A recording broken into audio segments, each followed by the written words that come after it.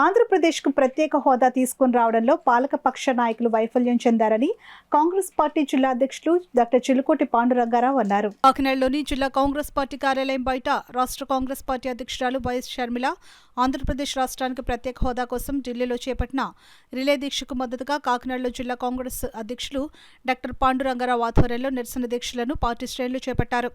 ఈ సందర్భంగా పార్టీ జిల్లా అధ్యక్షులు డాక్టర్ పాండురంగారావు మాట్లాడుతూ గత 10 ఏళ్లుగా ఆంధ్రప్రదేశ్కు ప్రత్యేక హోదాపై నేటి పాలకులు ఎవరూ మాట్లాడకపోవడం చాలా దారుణమని అన్నారు. రాష్ట్రంలో ఉన్న బీజేపీ, టీడీపీ, వైసీపీ పార్టీల నాయకుల వలన రాష్ట్రానికి ప్రత్యేక హోదా విభజన హామీ ఏమీ అమలు కాలేదని వారు ధ్వజమెత్తారు. పార్టీ పీసీసీ ప్రధాన కార్యదర్శి ఆకుల వెంకటరమణ మాట్లాడుతూ 2024లో కాంగ్రెస్ పార్టీ అధికారంలోకి వస్తే రాహుల్ గాంధీ తొలి సంతకం ఆంధ్ర రాష్ట్రానికి ప్రత్యేక హోదాపై చేస్తామని మాట ఇవ్వడం జరిగిందని అన్నారు. ప్రాంతీయ పార్టీలు వారి వారి స్వప్రయోజనాల కోసం పనిచేస్తున్నాయి తప్ప రాష్ట్ర ప్రయోజనాల కోసం కాదని విమర్శించారు. పార్టీ నగర అధ్యక్షులు దాట్ల గాంధీరాజు, మహిళా నాయకురాలు బొజ్జా ఐశ్వర్యులు మాట్లాడుతూ ఆంధ్ర రాష్ట్రానికి ప్రత్యేక హోదా వచ్చే వరకు కాంగ్రెస్ పార్టీ పోరాడుతుందని అన్నారు. ఈ కార్యక్రమంలో నాయకులు మట్టా శివప్రసాద్, తాళూరి రాజు, కోలాప్రసాద్ వర్మ, ఖమ్మం రాజుబాబు, వల్లూరు రామ్మోహన్ పెద్ద సంఖ్యలో పార్టీ నాయకులు, కార్యకర్తలు పాల్గొన్నారు. ఢిల్లీలో దీక్ష చేస్తున్నారు స్పెషల్ స్టేటస్ కోసం. ఆవిడకి మద్దతు ఇస్తూ మేము కాకినాడ నుంచి ఆవిడ కోసం సపోర్ట్ ఇవ్వడం కోసం ఇక్కడికి వచ్చినాము. సో ప్రజలకు సమాధానం చెప్పాలి. జగన్మోహన్ రెడ్డి గారు అలాగే చంద్రబాబు నాయుడు గారు ఎందుకు తాకట్టు పెట్టారో రాష్ట్రాన్ని. సో స్పెషల్ స్టేటస్ వచ్చే వరకు కాంగ్రెస్ పార్టీ పోరాడుతుంది. దాని పూర్తి మద్దతుగా మేము కాంగ్రెస్ కుటుంబ సభ్యులందరూ కూడా కూర్చున్నాం. జై కాంగ్రెస్, జై జై కాంగ్రెస్. ముఖ్యమంత్రిగా వచ్చినటువంటి చంద్రబాబు నాయుడు గారు 2 ఉత్తరాలు ఇచ్చాడు. అది అందరికీ జగన్ గారు కూడా ఆయన యొక్క మేధా సంపత్తితో ఆన్లైన్లో పంపించి ఈ రాష్ట్ర విభజన చేస్తే నాకేమి ఇబ్బంది లేదని చెప్పిన వారు ఇవన్నీ పరిగణనలు తీసుకొని గత ప్రభుత్వం ఆనాడు ప్రధానిగా ఉన్నటువంటి మన్మోహన్ సింగ్ గారు ఆలోచించి ఈ యొక్క రాష్ట్రానికి విభజన చేస్తే ఏమి మేలు జరగద్దు అని ఆలోచించి విభజనలో ప్రత్యేక హోదా ఒక అంశంగా పరిగణించి ప్రత్యేక హోదా, అదేవిధంగా రైతు కూలీలు బాగుండాలంటే ఆ యొక్క పోలవరం ప్రాజెక్టు నిర్మాణం జరగాలని ఒక ఆలోచనతో కేంద్రమే బరాయిస్తుందని వారు ఈ యొక్క రంగంలోకి దిగి ఇవన్నీ చేస్తే మన యొక్క ఆంధ్ర రాష్ట్ర ప్రజల దురదృష్టమో ఏం పాపం చేసామో కానీ ఆ తరువాత ఈ యొక్క దేశంలో భారతీయ జనతా పార్టీ అధికారంలోకి వచ్చి చట్టసభల్లో చేసినటువంటి అంశాలు కూడా పరిగణనలోకి తీసుకోకుండా నిర్దాక్షిణ్యంగా కొట్టివేసి ఈ యొక్క రాష్ట్రానికి ప్రత్యేక హోదా ఇవ్వమని చెప్పడం, ఆ తదుపరి ఆ యొక్క వ్యక్తులైనటువంటి రాష్ట్ర ముఖ్యమంత్రిగా వచ్చినటువంటి చంద్రబాబు నాయుడు ఆయన యొక్క నోటుని ఆసరాగా తీసుకొని కేంద్రంలో ఉన్నటువంటి ప్రభుత్వానికి లొంగిపోయి ప్రత్యేక హోదా కాదు ప్రత్యేక ప్యాకేజీ తీసుకొని అవన్నీ కూడా దొడుదోవను పట్టించాడని తెలియజేస్తున్నాను.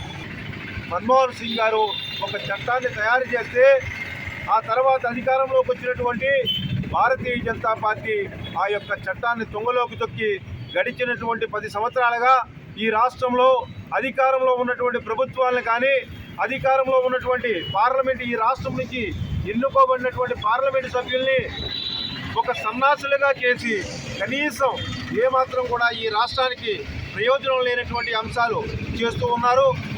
గతంలో ఉన్నటువంటి చంద్రబాబు నాయుడు భారతీయ జనతా పార్టీతో కలిసి 5 సంవత్సరాల ప్రయాణం చేసి చివరి నిమిషంలో 5వ సంవత్సరంలో ఆనాడు ప్రతిపక్ష నేతగా ఉన్నటువంటి జగన్మోహన్ రెడ్డి చెప్పినటువంటి మాటకి పార్లమెంటు సభ్యుల్ని రాజీనామా చేయించి ఒక డ్రామాను సృష్టించి వ్యవహారం చేయడం జరిగింది.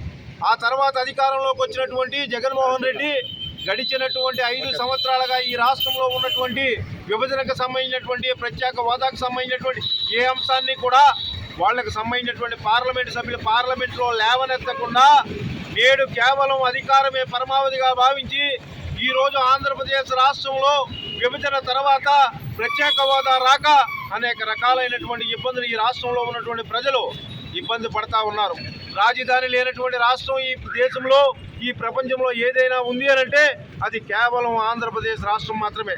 దాని యొక్క చలవ ఎవరిది అనంటే ఈరోజు ఈ రాష్ట్రంలో అధికారంలో ఉన్నటువంటి వైఎస్ఆర్ కాంగ్రెస్ పార్టీ జగన్మోహన్ రెడ్డిని గతంలో 5 సంవత్సరాలు పరిపాలన చేసిన చంద్రబాబు నాయుడుది, ఈ దేశానికి 10 సంవత్సరాల నుంచి ప్రధానమంత్రిగా అధికారాన్ని వెలగబెడుతున్నటువంటి నరేంద్ర మోడీది.